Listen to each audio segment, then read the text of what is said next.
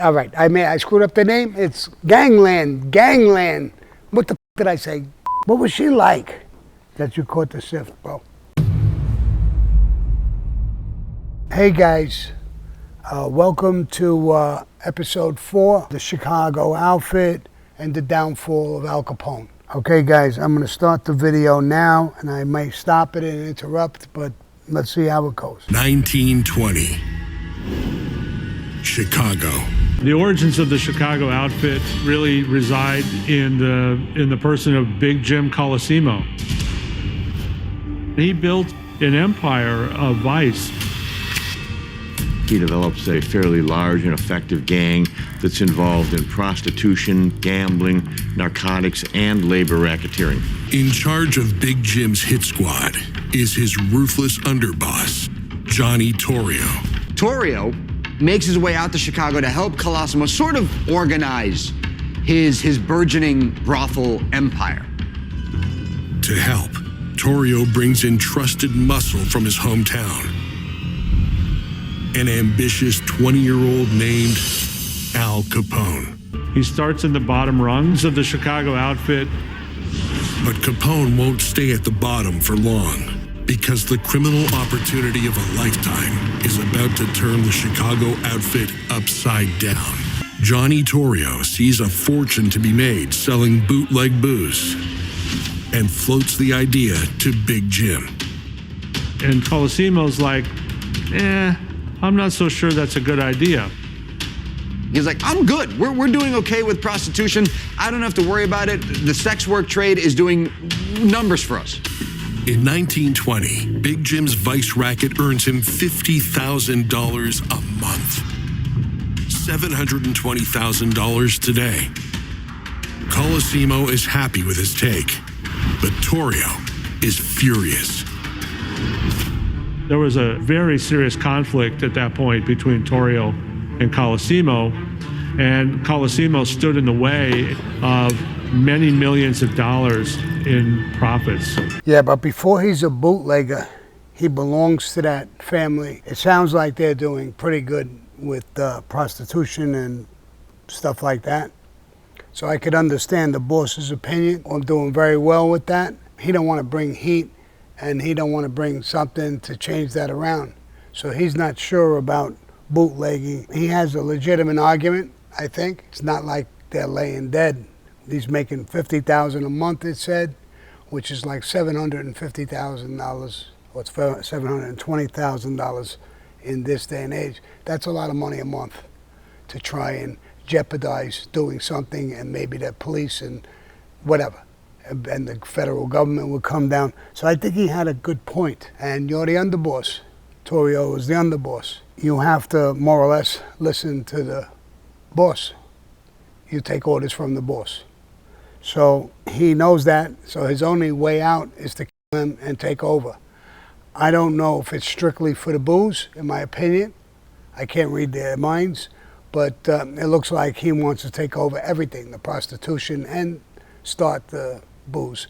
So I think he was a little greedy and a little selfish. I don't know what end he was getting of the prostitution. So maybe he was not getting enough. Sounds a little greedy to me. As I go further, I'll see what kind of a boss Torrio turns out to be. That would answer some of my questions, and I'm sure some of the questions that we're getting. Most of the country loved to party and drink, and especially back in those days. Drugs wasn't a big thing, so drinking was a big thing. When they did that, the government, they created this underground, and that's just what they're saying, and that's true. Now, when you look at it from today, what we know today is that the government did this in a way for themselves. They bought up all kinds of different things, trucking companies, companies that are legitimate, booze companies. They knew that they would put it back in business. So it was a scam by the government as well. But they didn't, I don't know if they realized that the prohibition would go through the roof. Hit the space bar and we'll go a little further. Big Jim Colosimo is getting ready for a date with his new bride when he receives a message that a man wants to see him about business. Sometime during the afternoon, Big Jim Colosimo was in his headquarters, which was Colosimo's Cafe, on the south side of Chicago. Moments later, a man arrives and the porter directs him toward Big Jim's office. But he slips into the coat room, pulls out a gun, and waits. My man pops out of a cloakroom, fires 2 shots. One misses, the second one doesn't. Hits him in the head. Colosimo is dead at the scene. The shooter is never caught, but everyone suspects the hit was arranged by Colosimo's underboss, Johnny Torrio. Capone may have had a hand in murdering Big Jim Colosimo, and in murdering Colosimo opens the door for Johnny Torrio to take over. Torrio appoints Al Capone to be the Chicago outfit's underboss. Together, they dive headlong into bootlegging. The gang smuggles alcohol in from Canada and starts making their own beer and liquor. These guys were brewing beer for $8 a gallon, then selling it for $55 a gallon. There's a lot of money in this. That's a heck of a markup.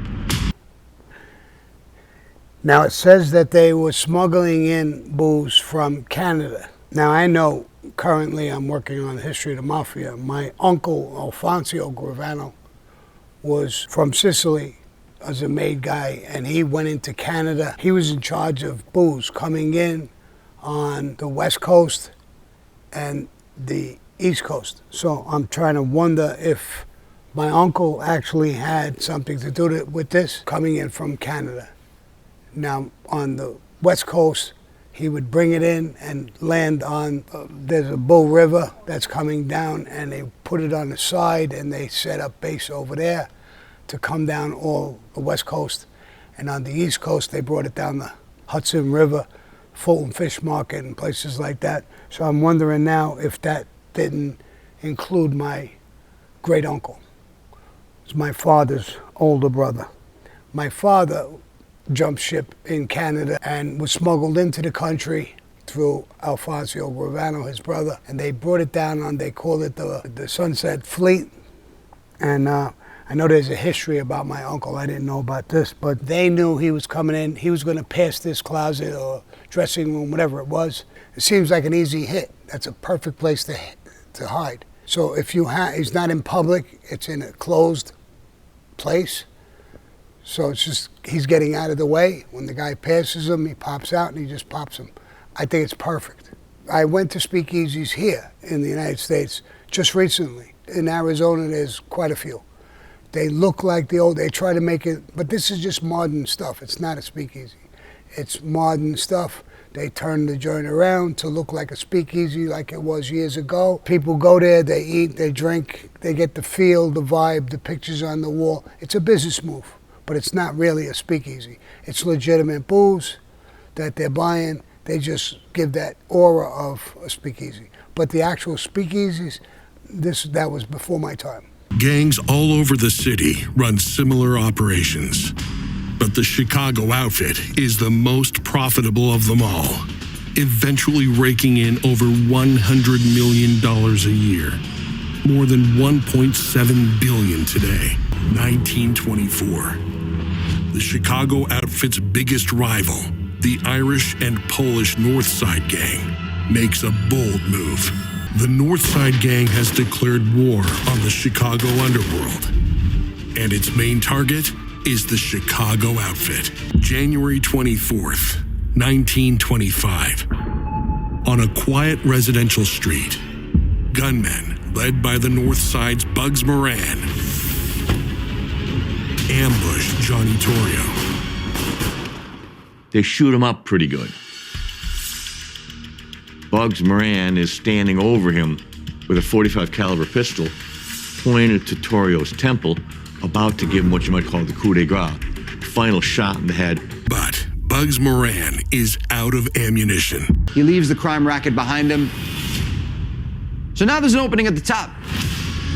26-year-old Al Capone takes the reins of the Chicago outfit, 1929. The Chicago outfit sees their opportunity when Moran is scheduled to inspect a shipment of bootleg whiskey at a North Side garage. There's about 3-4 of them roll up to this garage.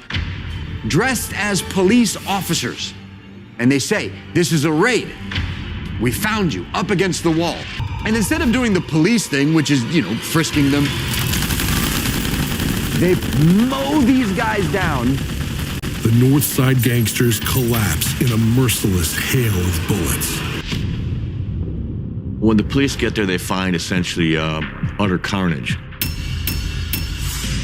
They find 6 dead men and 1 man who actually is still alive. That's Frank Gusenberg. Northside gang enforcer Frank Gusenberg is shot 14 times, yet somehow survives the trip to the hospital. Gusenberg, being a true gangster, looks at these cops and says, "Nobody shot me." Gusenberg dies a few hours later, leaving police without an eyewitness. But everyone knows there's only one man in Chicago bold enough to have ordered the bloody hit. Photos of the grisly crime scene make the front page nationwide. I don't think he knew who shot him anyway. The hit was brilliantly planned. They're used to cops coming in and shaking them down. They do that, they search them or whatever they do, and they give them money and it's over. But it's an easy hit. There's no cops, there's nobody. These guys come in, they're not known. What would you do, shoot it out with them? You don't know. They're telling you get against the wall, you got against the wall, thinking it's a normal shakedown. It was a dumb move anyway by them, because you're in a war with Capone already. So there's a war going on.